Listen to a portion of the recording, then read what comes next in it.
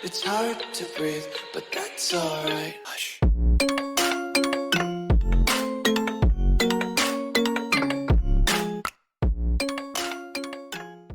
Hey everyone, so I know I did a Wyckoff introduction and then I went on to the three laws, and now this is the Composite Man.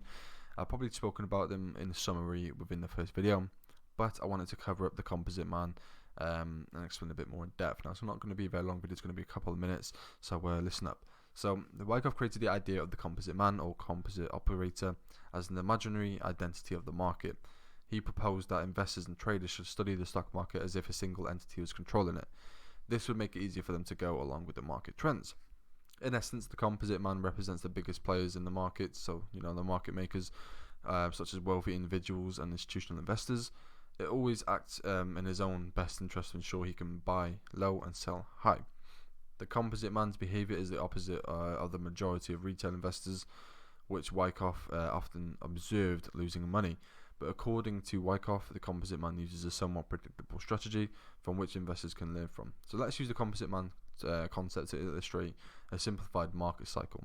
Such a cycle consists of four main phases: accumulation, uptrend, distribution, and downtrend. Okay, so what we'll do is we'll jump on to accumulation in the next video.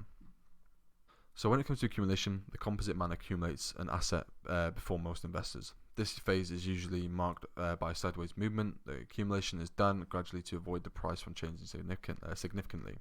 Uptrend, so when the Composite Man is holding enough shares and the selling force is depleted, he starts pushing the market up. Naturally, the emerging trend attracts more investors, causing demand to increase.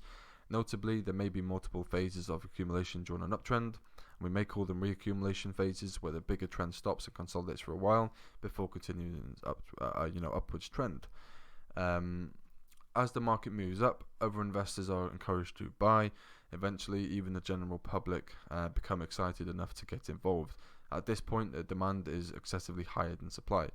Moving on to distribution, next the Composite Man starts distributing his holdings. He sells his profitable positions to those entering the market at a late stage. Typically, the distribution phase is marked by a sideways movement that absorbs demand until it gets exhausted.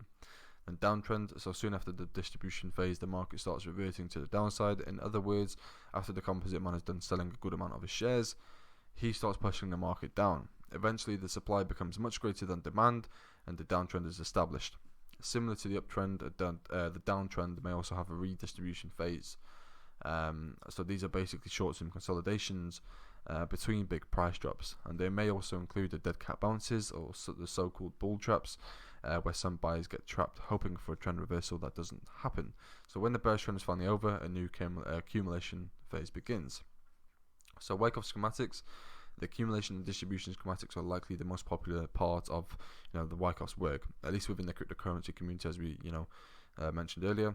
And these models break down the accumulation and distribution phases into smaller sections, and the sections are divided into 5 phases, so A to E, along with multiple Wyckoff events, which are briefly described in the next videos. Okay, so again guys, before I wrap up this video, I just want to say thank you for watching, and on the next one we'll be jumping into the accumulation schematic. So thank you for watching guys, and I'll see you on the next one.